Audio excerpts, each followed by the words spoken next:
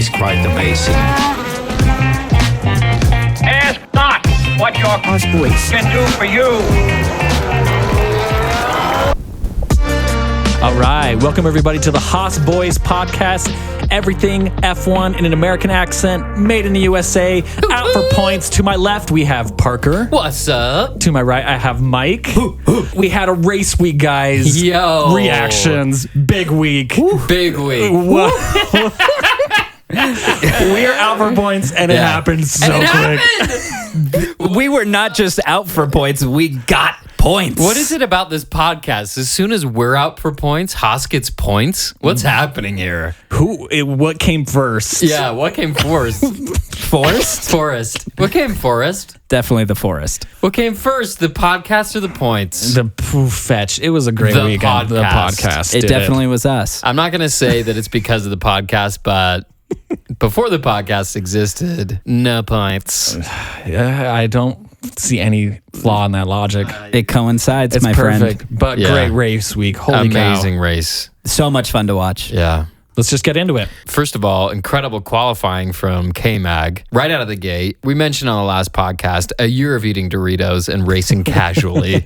Yeah. Yeah, and we were so stoked on the testing, but, we had no idea going into it that would actually kind of lead to those similar results. Yeah. It Incredible was position. an immediate delivery from Kevin. Just like Guenther said, and it's probably the quote of the season already, which is, that was a bleeping Viking comeback. Yeah. And I was in the most Guenther way possible, basically, congratulating Kevin. But he deserved it. I mean, again, like you said, sitting on the couch, jumps in an F1 car, and outpaces every Ferrari team outside of the actual prancing pony itself. Yeah. Amazing. Really, really amazing to watch. That streamlines straight into the most unexpected result of the year so far. Yeah.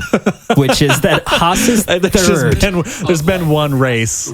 But even so, after the first race, Yeah. if you would have put money down in Vegas with odds that after the first race, Haas would be third in the Constructors' Championship, That would have been a great bet. No one would have taken that bet. no one would have taken it. And that is the second announcement here. They are third in constructors with that placement. Third. Crazy. It's weird to look at that standing board right now and to see like Ferrari, Mercedes, Haas. Like Haas is competing with Mercedes right now. Yeah. That's nuts. They're fighting Mercedes. Toe to toe. I was watching Kevin Magnussen's onboard for the opening lap, and he's elbows out with Lewis Hamilton. Yeah. If you would have told Kevin last year that he would come back to F1 and be going wheel to wheel with Lewis in the opening race of the season, nobody he would have believed thought that. you were on something. Yeah. And so as far as details about the race, incredible race start. He rocked that start. Starting from P7. Correct. Didn't he gain 2 positions right off the start? He passed Bottas, is what it was. If you haven't watched it, rewatch that start because he takes an outside line and just rocks past these guys. Really cool to watch. And then Lewis cuts him off. But it still was a great first corner and super aggressive. And being able to, again, this is not testing, this is a race. So finding the limits of the tire degradation, which we learned in this race was really high. Every team was contemplating 3 to 4 stops, which is really cool. I think that could be make for a great season if we're going to have so many pit stops. They're really injecting a lot into the used tire market. We can call Mater. Mater can pick them up and take them over to Luigi's. Yes. They were really contemplating a 3 or 4 pit stop race. I know that they definitely talked about the third pit stop before the safety car. Holy cow. Yeah. And so 2 stoppers might be 3 stoppers this season. Yeah. And the 1 stopper might be a 2 stopper. And I love that. Just more margin for error. The pit crew are incredibly talented. They're super fast. They're athletic. Yeah. And they dial in those movements like a dance. And how cool would it be just to see them do what they do best more? Yeah. I like that a lot. I think it'd be really cool. Totally cool to see that. Well, we saw a really incredible performance by Magnussen, just really consistent driving. Yeah. So great. Bringing him in at the last minute. It's just a miracle. It's crazy that the things fell in line just to let him do that. You can see the permanent grin on his face right now, that even he's in disbelief that this is all happening. Yeah. Him and Guenther are just go like ecstatic. Well, I don't recognize either of them. I'm like, who are these people in these pictures? These aren't our team, but they are. This isn't really our job, but we can take a minute to just kind of admire the fact that this whole team that has been crashing for 3 years is having an incredible victory moment. Like, that must be wonderful for these guys. Pit crew, people at the factory, all the way to Gene Haas, Guenther, and everybody. It's like, holy cow, they're probably sitting back and saying like, shoot, glad we stuck with it. Right. Because it was not, I mean, searching the word Haas F1 2 weeks ago, if you were to search that on YouTube, every video was why Haas is leaving F1. It really was. Yeah. Wow.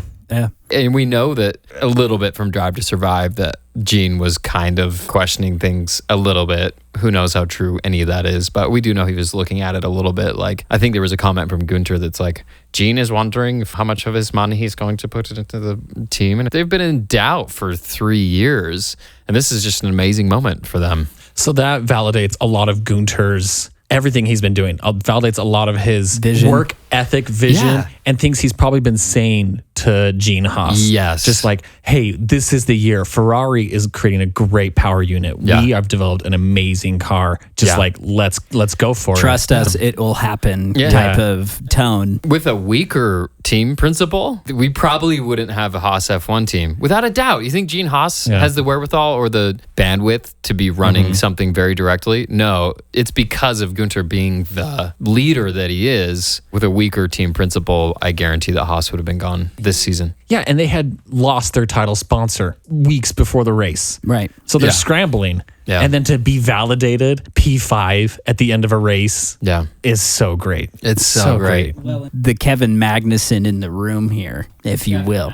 The captain, as I like to refer to him, Captain Magnussen. Love Yeah. it. He And why is that? Why do you call him Captain Magnussen? just to refer back to a previous episode here, he just kind of looks like a sailor. He sure does. And a beard, kind of old looking, a little ragged maybe. It just would make a great sailor. Yeah. You could see a harpoon in his Very hand. Steve Zissou Yeah, vibes. yeah, and I think if you put him and Drive to Survive did put him on a boat, but I'm like, if you put him on a boat and the right cap, I might be like, have you sailed the 7 seas, sir? What was he doing for the past year? Just out on the ocean, He contemplating His racing. first love, the ocean. His first love. We all know that. Look at his face. No, but I think that like sticking with it, talking about some of that, like driving through the tires, figuring it out. Like, testing was one thing, but running an entire race, figuring out where that fall off that the car is going to be is something that's a big learning curve for that first race. So for Kevin to be able to be consistent, to hang on to the car through Amazing. Degrading tires, and be able to get to the finish line and still finish 5th. Yeah. In a car that he's still learning, still a new tire to develop and figure out what to do with. And then they had the shootout at the end, which was epic and really cool that once again, he was able to hold position. He didn't lose any spots. And again, that Haas was ahead of Sauber, Alfa Romeo, in front of obviously being third in the constructors right now isn't just best of the rest. They're playing with the top dog. Yeah. And so it's just amazing stuff. It is a dream come true. And again, to kind of go to what Parker was saying, Haas was being constantly under fire. When do you give up? When is it done? And for them to make it here is just the biggest grin of like, we proved it wrong for once. You don't have to ask us that question anymore. We're here to stay. I love it. What a statement that first race was. No, yeah, such a big statement. That first race, out of the gate, saying to the world, we're here to race. We stuck it out and went through a ton of challenges that other people didn't, talking about a pretty poor rookie driver, as well as big title sponsor issues because of international events. If I was somebody that was looking to get into F1 and put my name on a car that I didn't have a relationship with yet, I would have my eyes on Haas for sure. Talk about a comeback story. Well, this brings up a good question that we had from a listener named Kevin. And he asked, when will we start to see a title sponsor coming onto the Haas? Yeah. I guess this is a great question because if they are performing well, is this something we can see sooner, later, mid-season? Yeah. What do you guys think? Kind of goes without saying that they might have had offers on the table before this race that maybe aren't looking as good after this race. They might have some really nice offers after this race. Who knows how that worked? But if they did get some nice offers after this race where they performed awesome, then maybe a couple of weeks to get that done. Who knows? But if they've had something lined up since Ural Kali was dropped, then obviously we could see something maybe even in the next week, but probably within a couple of weeks, I would guess. Yeah, I think what's probably going to be the most likely in this case as well would be what is the performance consistency. So I think that, right now they're looking great, and I would expect to start seeing some of those phone calls and conversations happening. But I think the deal will close when we see just how consistent the Haas car is going to be. 2 or 3 races, you think? Yeah, and I think that also, that was the next point that I was going to make. We were one failure at the front away from a podium. Yeah. This weekend was something that we didn't see that coming. And I think that that's now, we can smell it. Esteban Ocon winning a race last year, Daniel Ricciardo winning a race last year. They were because of a traumatic event at the front of the pack. Big right? upsets. Yeah. Yeah. But they happen. And this was not that. This wasn't that. There was some failures up front, but it still was within grasp. Yeah. And so, again, just to kind of touch on that really fast, Haas gets themselves a podium.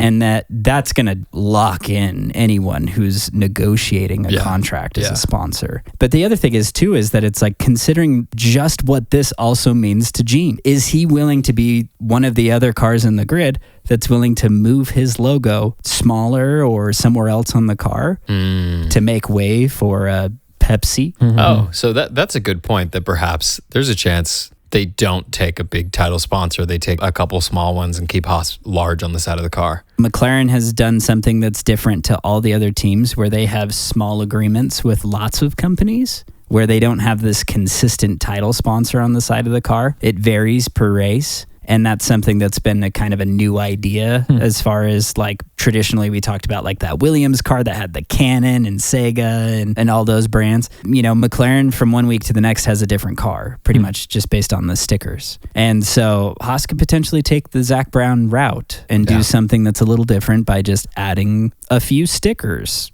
And maybe not move the Haas brand off of the side pod. Because at this point, I'm kind of like, screw everyone else. Well, right now, Gene Haas looks like a hero. Yeah. Because he was able to make a political move that was probably a big risk, stick it out, and then come out successful with a great race finish your first race. Yeah. He's looking like a hero. Yeah. And that's great. So, maybe he doesn't want to move the Haas logo off.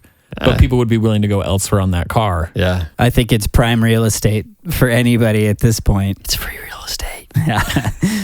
But also, something that I want to quickly mention, this race was also great for Mick Schumacher. It was his best result for the team. But something that was unfortunate for him was 11th. He was up in 10th before like the last couple laps. Oh, and he was overtaken by Zhou Guanyu. Yeah, but then when the Red Bulls got out, he jumped up a bit. He was close to the points. He was in the points for a bit, which is another huge milestone for Haas. No kidding. There must be big news because I feel like even if they got 10th, we would be talking about it. It would have been a double points finish, which has been a while. So, but the other thing here is that Mick made contact on the first lap with Esteban Ocon. Ocon went across the curb and knocked Schumacher, gave him a quick spin out. And Mick said that the car didn't drive the same after. So something broke. And Mick was still able to manage an 11th place finish with a car that wasn't handling correct. Okay. So we could have had that double points finish. Easily. Crazy. Super crazy. Not far off of a double points finish. Very close. It's very likely Mick is just going to get a lot better. Yeah. We're going to have two cars battling in the midfield. Yeah. There's going to be a lot of fun, exciting races happening. Yeah, no kidding. Mick's just going to get better. More used to that car, faster. Yeah, and if he can start closing in on Kevin, then we're on our way to good standings in the constructors. And their relationship is already developing in a way that I think is super positive. Mick's interview after the race was Kevin finishing 5th place just means that we have the car that's capable of doing it. Now I need to figure out how to unlock that in the car. Whereas where Nikita was a rookie, Mick was a rookie, there's really hard to be able to measure yourself against a teammate who's going through the same struggles as you. And who's going to mentor who when it's two rookies? Right. Obviously, K-Mag's been around for a long time and has a lot to show a young driver like Mick. Yeah, and the telemetry won't lie. He'll be able to know when he picks up the throttle and when he brakes. And that's going to be massive for him in his growth. So a lot of positive takeaways from Mick's finishing position, not just Kevin's. I feel like as a team, it was a big win. Yeah, super big, cool win. I'm thrilled. I was just blown away that we had that finish on the first race. Yeah. And it's race week again. Where are we going? Jeddah. Is that a planet in Star Wars? Honestly, It is, isn't it? Didn't they name one of in the Rogue newer One? ones? Was it Rogue One that had a planet called That Jeddah? sounds really familiar, yeah. It's also a Volkswagen. Oh, Spelled a little different. Yes. the question is, what's your favorite Jeddah? The place, the car, the planet. Which trim? Which would you rather drive? Which would you rather live in? A planet or a car? Can't race That a one's planet easy. Can't live on a car. on a car. Yeah, you can't live in it. It's living on it. The hood. I've seen Wayne's World. You could pull it off. Yeah. Holy cow. Another race week. Back to back. That's going to be exciting. So awesome. Did you see the Haas Instagram story today? They were just like slow footage of like Kevin and Mick entering the paddock with the boys are back in town playing underneath way. it. Amazing. And I was commenting on it with the Haas boys account, like the Haas boys, like this is us. Yes. I was so stoked. Tune in 6 or 7 months to their Instagram account, and you can get some news about Haas Boys. And Thin Lizzy. They know. Will be They the know. soundtrack. It was Yeah. a subtle shout out to us. They know. Yeah. They know who we are.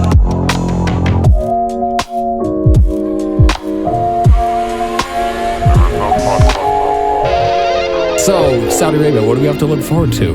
Well, they did adjust the circuit. Last It's year was the new. first year. Yes. So our last season was the first time we visited Saudi Arabia. They, after finishing the race last year, they were like, yes, there were a few parts of the circuit that were sort of dangerous. And so they have made some mild adjustments They to the took track. out the spikes and the alligator pit. Which There's the just a fans narrow are track none where too there was just pleased. a cliff on either side with alligators under. Yeah. The Mag Champa, they moved away. Yes. The fans are not pleased, but the governments have spoken. And they said less deaths. And we said 9. No, they said fine. That was the track last year where Max was on that flying qualifying lap, and you had that reaction video of Alonso just watching him glued to the screen. Like, couldn't believe that he was going to outpace Lewis's lap. And then he like nicked that last corner or something. One of the biggest heartbreakers in F1 Gut for me. wrenching. And what was interesting is that until Drive to Survive, which was this year, I didn't know that he was sick. They didn't let that on in the media at all. Did you watch that episode? Who, Alonso? No, Max. Oh. They were saying he got out of the car and Christian's like, are the lights still making you dizzy? Are you okay? And he's like, yeah, we'll power through. Like, we'll get past it. And was like brushing it off. And I had no idea that he wasn't feeling well. So that gave a full new perspective to the crash. Interesting. Yeah, I heard that K-Mag, as far as people having like super impressive races, I heard that K-Mag on this last race had diarrhea. Aye. So, Is that real? no. Just makes it a lot more impressive.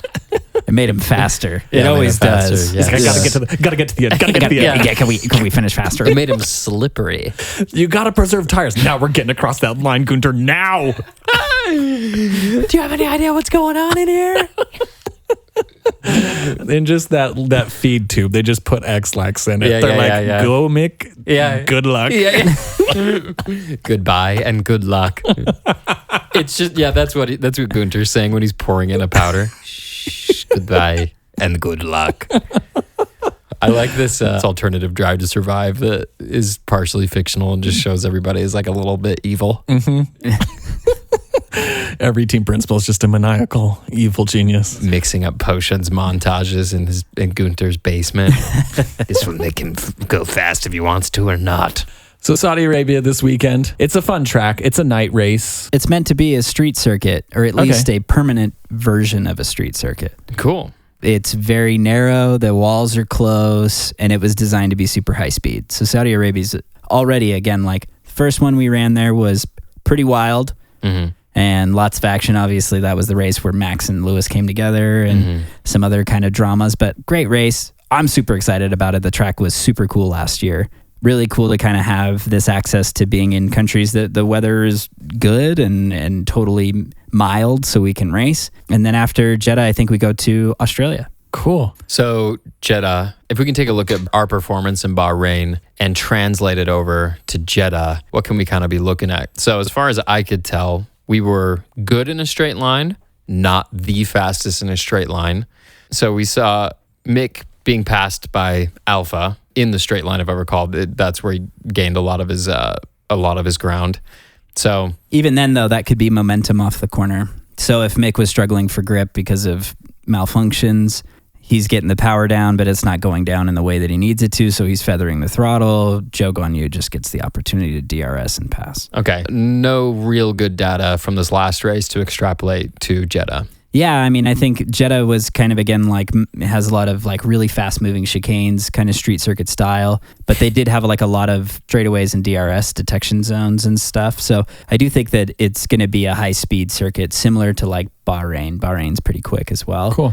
And so we can anticipate similar racing, but where this is going to be a race that requires that downforce that the ground effects is generating, I think that Jeddah is going to have an interesting mix up in the sense of what cars are performing really well, because we're going to see kind of which ones have really gotten that right as far as high-speed cornering and how that looks. Yeah. And I think this year we're going to look a lot faster in high-speed corners because the previous years the cars weren't nearly as nailed to the ground as these ground effects cars.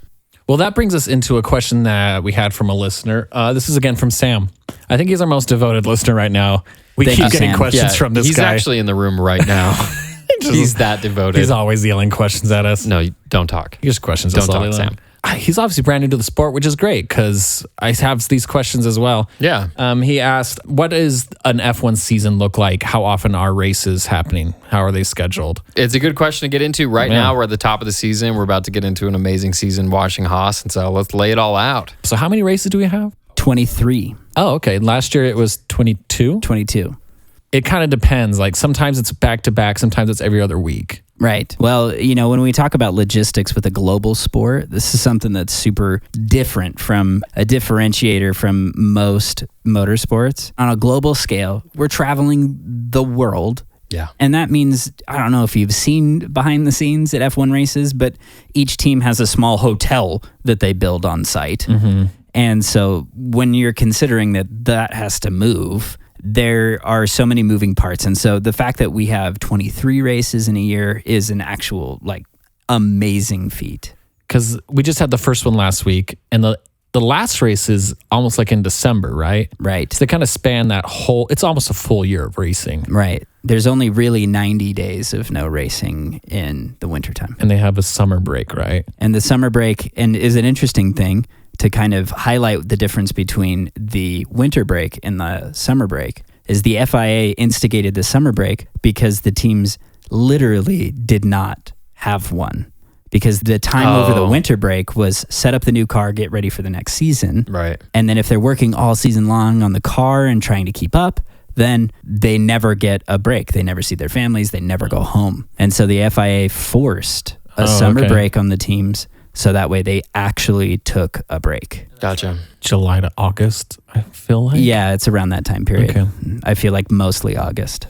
That is crazy. These guys, the higher ups probably see their, they're able to fly home and see their people, but I feel like the boots on the ground guys are probably just working I never all thought the of time. that. Like the guys switching the tires out. Yeah. Or the guys loading the trucks and flying in the planes. Like these guys are probably never going home. And think about it this way too. We go from Bahrain to Jeddah, Saudi Arabia, and then immediately those guys load up a truck, get on an airplane, and they fly to Australia. Yeah. That's not close to Saudi Arabia at all.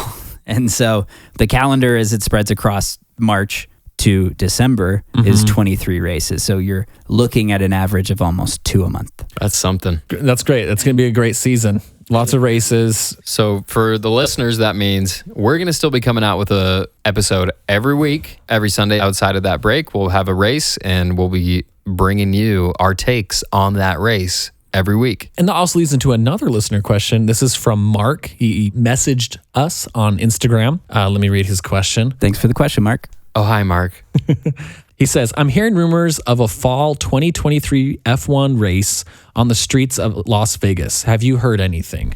I think I've heard those rumors as well. Yeah. I think when I first heard those rumors of Las Vegas having a street circuit, I imagined it going down the strip and through Las Vegas. Which is amazing. The craziest Could race. you imagine?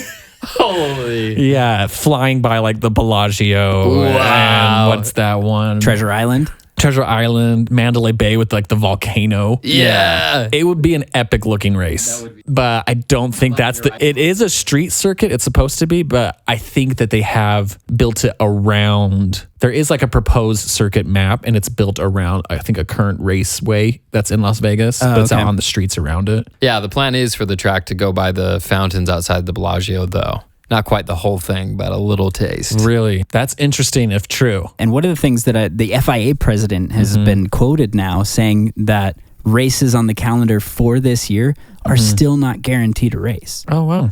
That they might make way on the calendar this season for new venues. I know that for Monaco, they literally shut down that city for like a month to set up. Right. Wow. And I don't see them doing that for the strip in Las Vegas. Not for F1. No. Not yet. It's not big enough yet. Maybe 5, 6, 7 years. Who knows? It'd be great. If Miami popped, I could see that happening in Vegas because Vegas is built for this. Yeah, It's it is. built for this. But trying to shut down even for like 2 weeks Vegas, Yeah. with all the events happening right there, would be a nightmare for those Yeah. people who don't like F1. But once they see it, they're going to be wanting that race. There's nobody that doesn't like F1. Get out of they here. just need to see it. They just got They to just see listen it. to this podcast. They're just Oh, yeah. pull them away from the slot for 5 minutes. You say we should talk to the government? We should talk to the governor. Oh, Make sure that everybody hears this podcast so that they like F1. if they're having trouble. If they're having any troubles, they can listen to the podcast and they'll like F1 and they'll be okay with, having their lives horribly interrupted for 1 month out of the year. It makes perfect sense to me. So, I mean, great question, Mark. I think there is going to be a race in Las Vegas, whether it's on the strip or around the raceway or a big hybrid of both. But yeah, I think you're right on the money. I'm looking forward to it because it'll be really close. We're based out of Utah. Yeah. That's 6-hour drive to a Grand Prix. We're going to call that a home race Yeah, for us. We'll call it home race. Yeah. I mean, even the Austin, Texas race is pretty remote America for most of the country. Yeah. And then the Miami Grand Prix, again, is, that's far south from the major capitals of this country, or not the capitals, but the major cities, New York, Los Angeles. And That's it. And That's all we've got. and Salt Lake City, of course. So it's a good thing they're catering to us. Yeah, in finally, case any of you in guys Vegas. are foreigners, all we have in the U.S. is New York, L.A., and Salt Lake City. Yeah, it's kind of like that. Yeah, it'd be cool. 40 years since the last time that F1 came through and was basically in a dirt lot next to the Caesar's Palace. Yeah, where Caesars is now. Yeah. Or rather, right, where Caesars is now. Yeah. And will be interesting to get a take too. Hopefully better this time. Hopefully better. They'll get it right. Seriously, look up pictures. We'll put pictures in the show notes. We actually cones have in a it's parking lot. It's cones on a big dirt lot. We actually have onboard footage from Alain Prost No way. racing around the old Vegas circuit back All in right, the day. we'll throw that up in show notes. We'll throw that up.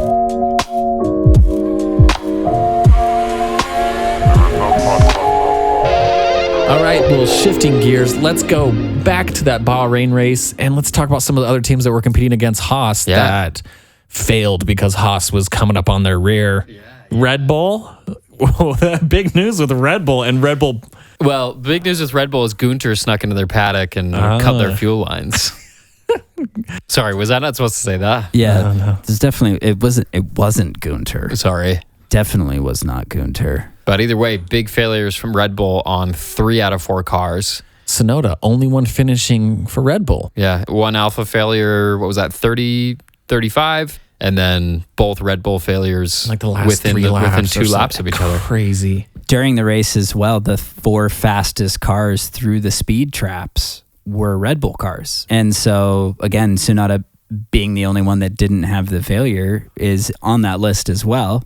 But they were the fastest cars on track as that went down. So was there something going on with their Interesting. fuel that they were pushing harder than others? I mean, could they have been delivering fuel at a different rate, pushing their fuel pump too hard? An interesting part of this, too, is that the fuel pump that is used in F1 right now is a standardized FIA part that is given to all of the teams. They can't change that. But that doesn't mean that F1 teams won't try to add or take away. I'm sure there's some room in the rules for them to play with how that is delivered. Yeah. And so the question is was it the part or was it something Red Bull was doing with the part? Yeah. And to be clear, the reason we're talking about that is because the sort of failure that we saw with Gasly's car was pretty reminiscent of like a fuel line breaking or detaching and then that fuel being sprayed onto the hot block and igniting. There's a few other reasons that can happen, but that's kind of the one you think of when you have a fire like that doesn't just absolutely explode, but definitely lights on fire, but then stops.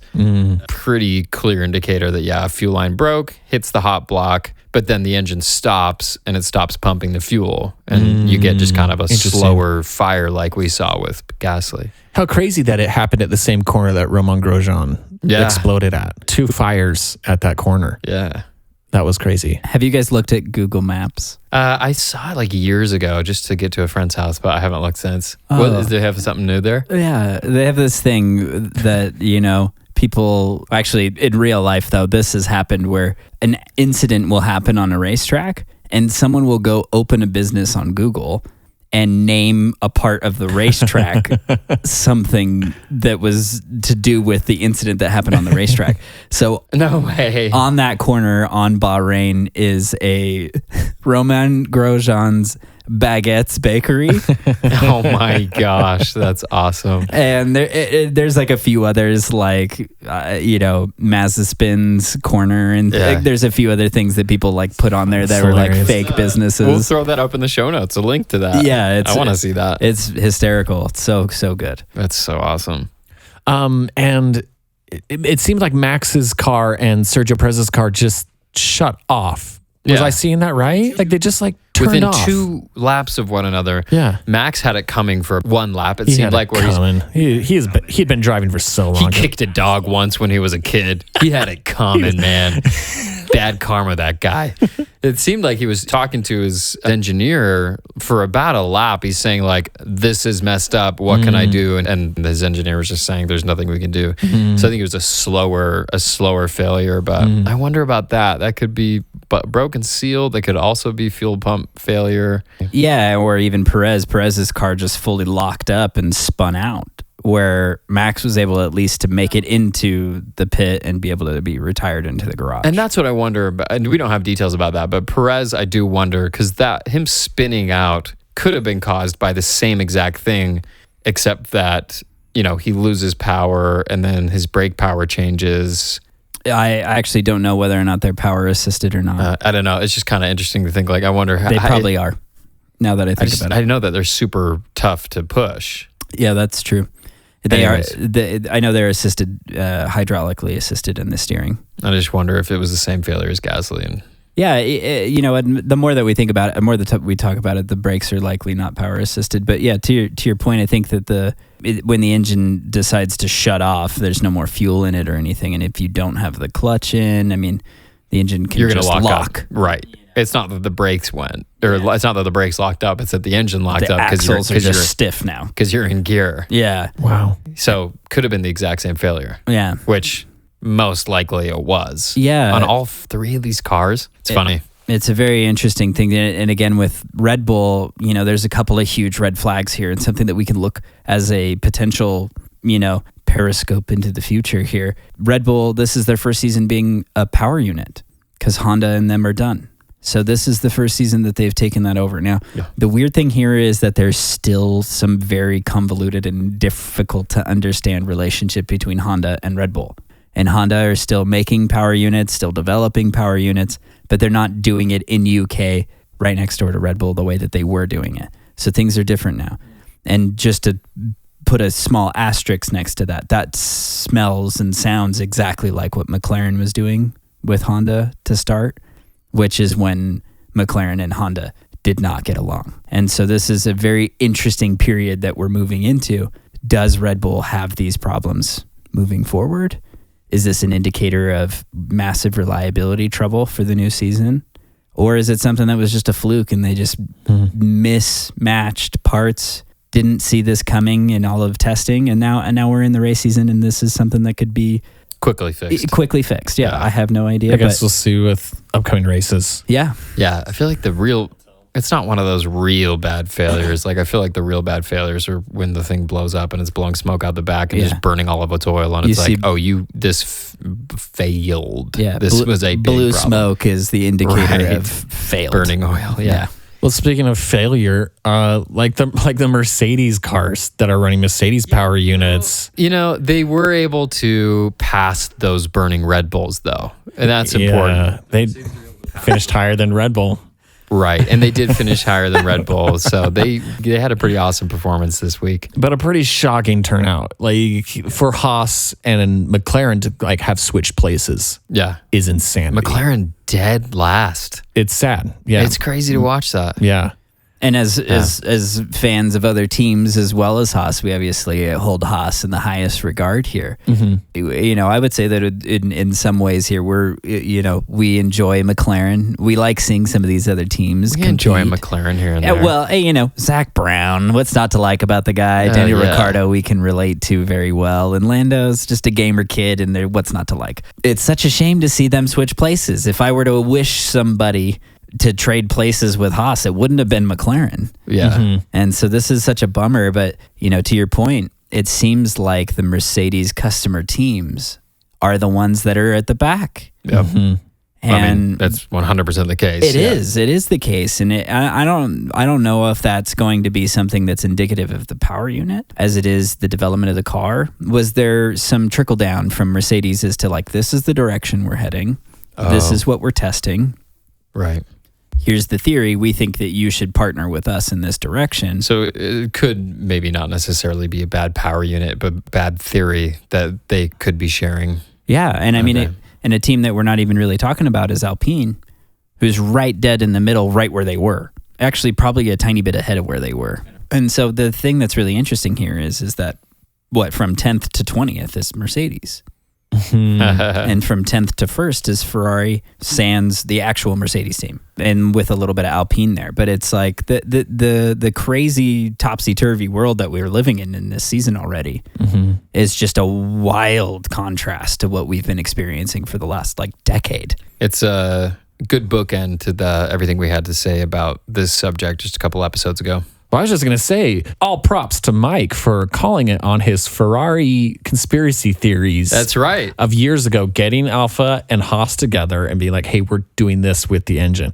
Yeah, do we reset his strikes? That was a big win for Mike. That is a big win. He literally came up with a conspiracy theory that has so far pulled it out of the air. That has so far been proven right. So just to be clear, the Haas-mistic conspiracy theory was that Ferrari gets together with customer teams Haas and Alfa Romeo Sauber and basically says, let's take a few years and we're going to develop a great power unit and just bear with us here and pop out on the other side with the new rule change with a banging car. And they did. That's what we saw. All right. You have a full reset of points. But you still don't know how many strikes you get total. I don't know where we're going to end on that, but I'll tell you. But you were at 2 strikes, you're back down to 0 because that was a huge win. Well, let's just say let's bank on a few of these resets. Okay, I like that. I don't know how you're going to outdo that one. Yeah, I know. I like that optimism. Max and I are also pretty optimistic. Optimistic. I'm always going to be optimistic. Ferrari, the 1-2. Amazing. Yeah. Amazing. A Team Charlos. Can we just start trademarking that Team Charlos? Yeah, hashtag Team Charlos.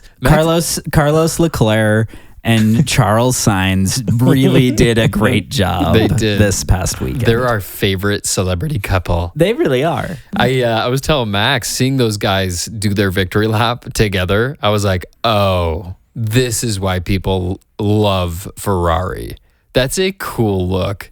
Those 2 red cars doing the victory lap together, those 2 red suits on the podium, I was like, that's pretty fun. It's iconic. It's iconic. amazing finish for Ferrari. And again, to kind of go back to that, the power unit, the car, something that's another conversation there. Can these teams now, through the era of cost cap, which means that they're all restricted in budget, some teams don't even get near the restriction, right? Because they can't, because they don't have the money.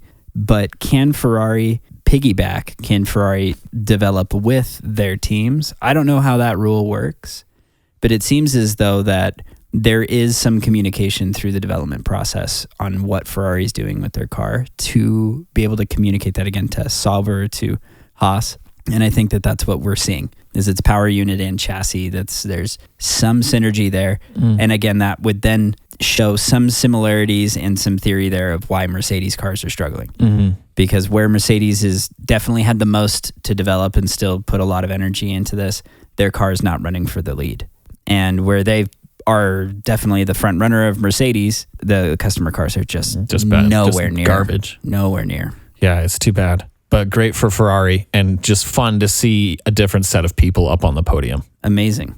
F1 posted, I think today or yesterday was it, that the last time Ferrari had a 1-2 finish in Bahrain, Alonso was one. Some other guy who was second. You probably know, Mike. Probably Felipe Massa. And then guess who was third? Lewis Hamilton was third. Whoa. Crazy. Whoa. Ferrari won 2 and then Lewis in third. It was weird. It's like, wow, like, is history repeating itself? Is conspiracy theory? Yeah, is it the yeah, Matrix? What's going on? Is it the Matrix? Yeah. Do you know who won the championship that year? It was, let's say all at the same time. 1, 2, 3. Lindsay Kobe Lohan. Bryant. Who won, Mike? Sebastian Vettel. Sebastian Vettel. So we're missing Sebastian right now. Does he win the championship miraculously? I don't know, that Aston. If there was anybody I'd want to win besides K-Mag. I think if Sebastian Vettel can find the secret where instead of going forward in the race, he goes backwards across the line. Yeah, he yeah. Rainbow Roads. jumps over like a part of the thing, and then it's a lap. That it counts as a lap. And nobody's tried that. No one's tried that Nobody's yet. tried that. If he can just hit the bounce off the curb at the right angle. Yeah, do a He'll Lance stay in Stroll. bounds. Lance Stroll off the sausage curb, across to the other track. That'll be a whole lap. They can't disqualify him. It's in the rules. The rules. They will, though. We've seen the FIA, and he has to switch the pylons no between secrets. him and Lewis. Link in show notes. Any other thoughts on the race before we kind of start wrapping things up? Just Final the thoughts funnest and- thing in yeah. the world. Thanks to everybody that joined us on the live stream Right. before we started. We're going to for coming races, just like we did today, we're going to give a little background about the track. Yeah, join us because we're going to have a bunch more awesome races like this season, and join us for a little pre-gaming, the episode the week before the race. It's going to be fun. We didn't know we'd be at P5 at the first race. Yeah. Third in the Constructors Championship. We have a lot to look forward to. So please tell your friends about the podcast. Send us questions if you have any sort of questions to our email, doshaasboys@gmail.com, Instagram, haas.boys. This is your chance to send our podcast to people before Haas is cool. Everyone's jumping on the train, and you can claim you were there first. And tune into the best season that we think that could happen in years. Yeah. It's clear. The first race showed that this racing is closer than ever. They can pass each other more than just once. Right. It's pass and then pass again and pass again. And I want to see that develop throughout the year. So Fun. it's going to be a great season. Yeah. Very fun. All right. Well, thanks for listening. Thanks to my co-hosts. Thank you, Max. See you next week. 1, 2, 3 out for points. 1, 3 on 2. Ready? 1, 2. 3. The points. One small Podcast. for man. Haas Boys.